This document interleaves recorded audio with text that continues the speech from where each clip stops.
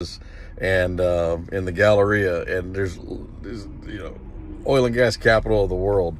And I stopped while I was pumping gas, and I saw the notification that just took place, and Matt Gaetz nominated Donald Trump to be the Speaker of the House, and while they were taking their vote. So we have the 7th vote that has taken place on the Speaker's race. McCarthy has still not secured a vote. They're calling people the anti-McCarthyists. And so, they're looking for all kinds of different pithy ways to bring this thing together. But Gaetz, who's a congressman that, he's got his, he's probably the only guy that has as full a head of hair as I do. I've met him in person at CPAC a couple of times.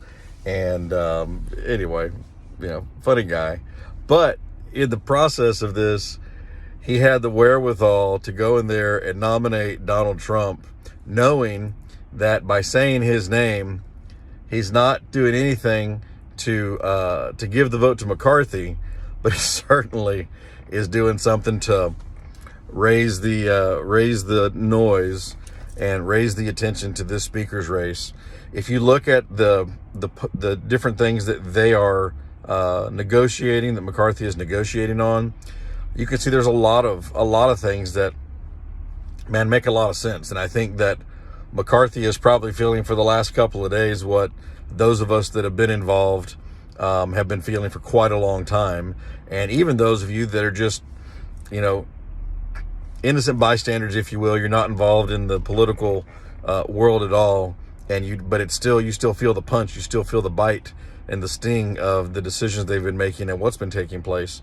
And for them to go in there and put these concessions the way that they've done it's been pretty masterful. I'm sure, I cannot imagine this thing is going to go beyond an 8th vote, especially now that you have one of the 20 recommending Trump, even though Trump is recommending McCarthy.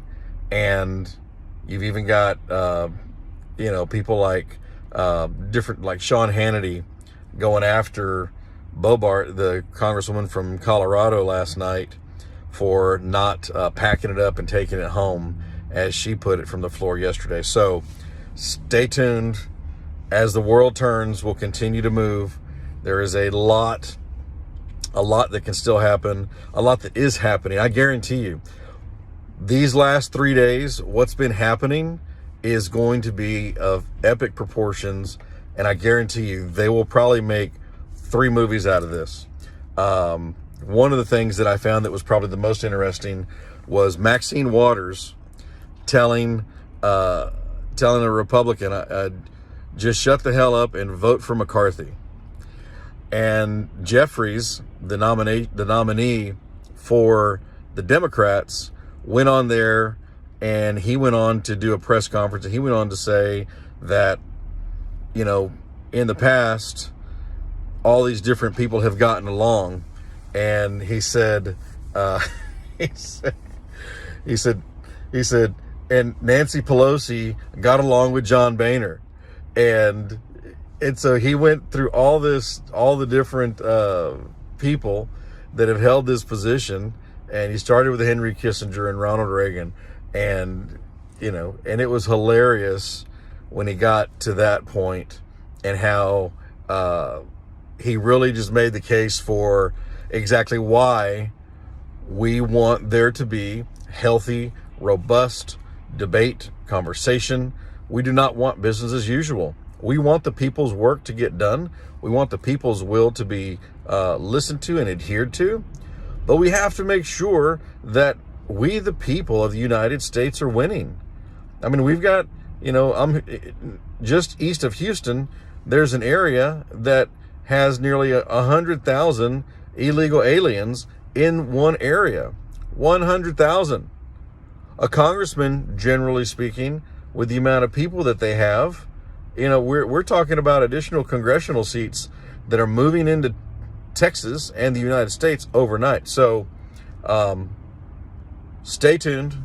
There's more to come. Follow me on all my social media. Subscribe on all the different profiles that I have on YouTube and Getter and Truth Social and Telegram and Twitter. Go in there and do that because there's some more inside baseball that we'll be talking about. I know you guys have really loved the Herometer reports, so we'll call this one a Herometer report. And truth. This is why they say truth is stranger than fiction, because it's things like this that take place that nobody in the world would have ever thought was going to happen. And we'll see what this does to everybody else in the political world. And we'll see, these 19 and 20, they're going to have an opportunity to stick to their guns. And if they do, the people will reward them. So God bless you guys. God bless Texas. And keep an eye on what's happening